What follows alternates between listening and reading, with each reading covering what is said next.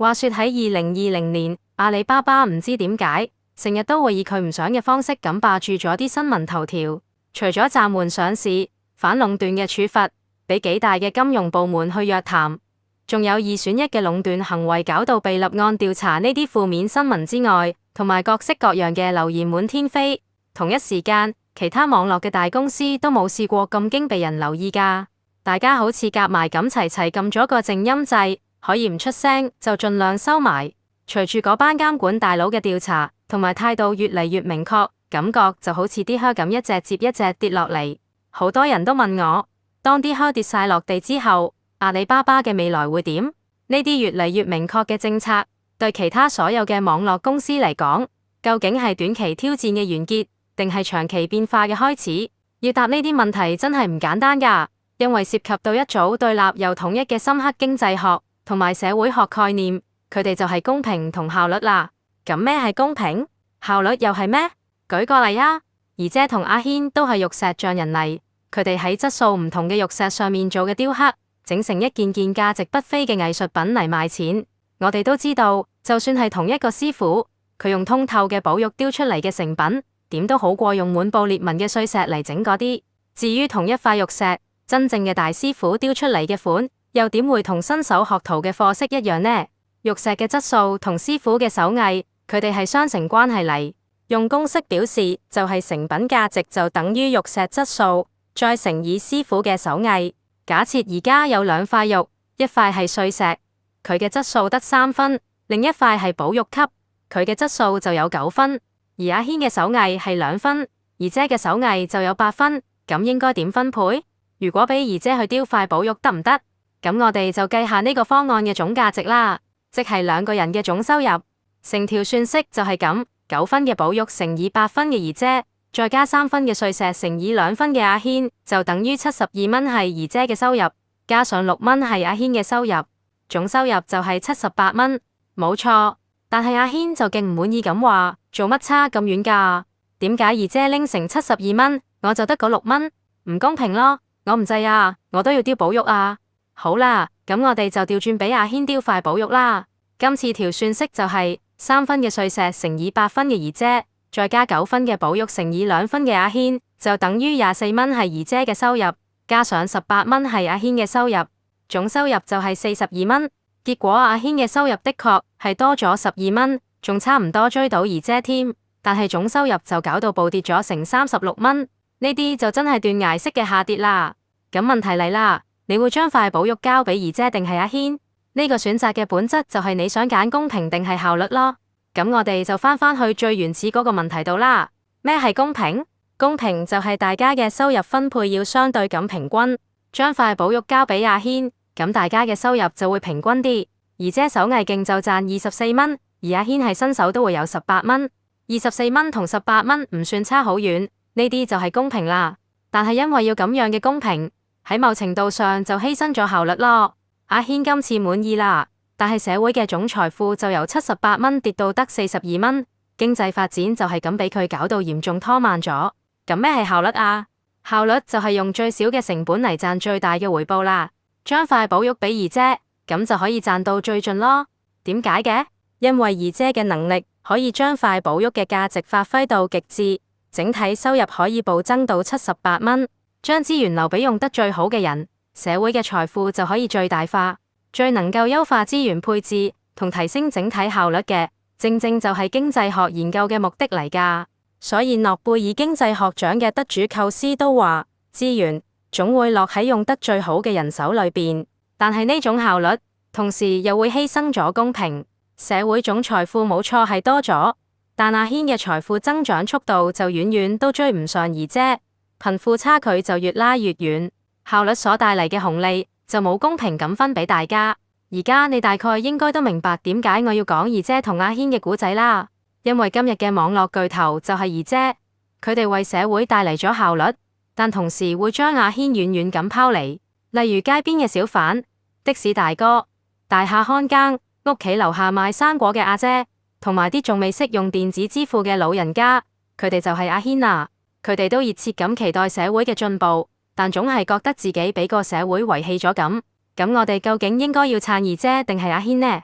呢家我哋講下再分配嘅智慧啦。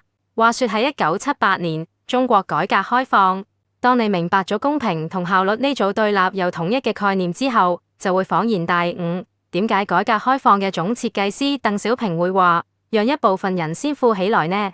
咁應該俾邊個先富？咁梗係二姐啦。點解要俾二姐先富啊？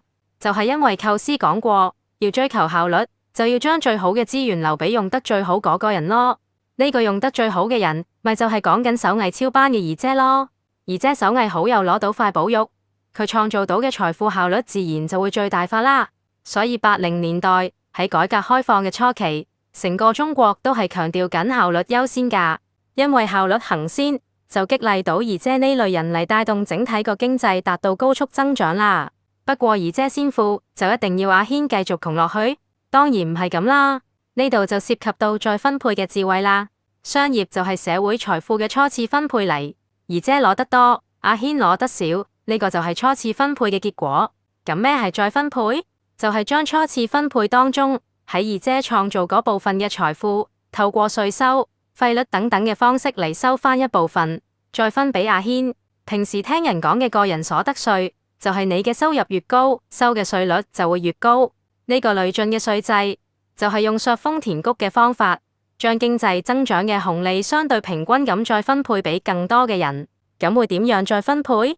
例如失業救濟、再培訓、減免低收入人士嘅稅收，提供更多平價嘅社會服務，甚至直接派錢，都係再分配嘅方法嚟㗎。就係透過呢啲方式，就可以將部分嘅社會財富分俾阿軒呢類人群，達到某程度上嘅公平。所以大家逐漸就形成咗個共識，就係初次分配就負責效率，再分配就負責公平。初次同再分配佢哋各司其職，初次分配就撐二姐，再分配就撐阿軒。但係就算有咗再分配呢套機制，效率優先所造成嘅不公平，依然都係越積越多，貧富差距依然持續擴大緊。呢種不公平嘅積累，就搞到二姐越嚟越囂張，阿軒就越嚟越不滿。咁點算啊？咁唯有摸住石頭嚟過河，慢慢去做調整咯。喺90年代，原本嘅效率優先就改為效率優先同兼顧公平啦。16屆六中全會就提出要更加注重公平，17大就話要將提高效率同促進社會公平結合起嚟，18大就更加明確咁話，將初次分配同再分配都要處理好效率同公平嘅關係。再分配就要更加注重公平。19大就提倡促進收入分配要更加合理同更有序，特別要注意嗰句就係初次分配同再分配都要處理好效率同公平嘅關係啊。意思即係話初次分配都唔可以一味撐二姐㗎，都要處理好效率同公平嘅關係㗎。二姐，我哋好多謝你，但係唔可以再俾你攞晒啲寶玉啦，我哋都要留翻幾塊分俾阿軒先得㗎。咁樣阿軒先可以更早同優先咁分到經濟增長嘅紅利咯。你睇到未？嗰座公平同效率嘅大鐘個鐘擺，就係從極致嘅效率優先嗰邊，慢慢擺翻去公平呢邊，逐漸咁指向效率同公平嘅均衡啦。呢個鐘大到睇唔到個全貌，個鐘擺喐得慢到你係唔會察覺得到。但呢個可能就係所有網絡公司必須都要睇到同理解嘅趨勢嚟。而家呢個鐘就喺度報時，當前嘅時間係初次分配都要追求效率同公平嘅均衡啊！喺2020年12月16至18號，中央經濟工作喺北京開咗個會議。因為2021年係十四五嘅開局之年，所以嗰次嘅會議係備受關注嘅。